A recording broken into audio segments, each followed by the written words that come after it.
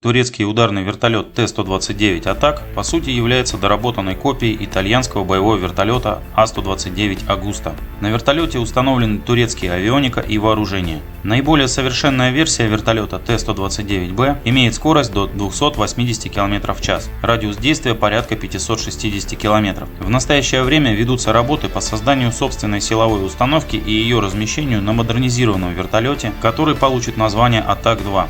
Вооружение вертолета составляет трехствольная автоматическая пушка калибром 20 мм, противотанковые ракеты израильского, американского и собственного производства, ракеты для борьбы с воздушными целями «Стингер», американские неуправляемые ракеты «Гидра», а также управляемые боеприпасы «Джерит» собственного производства.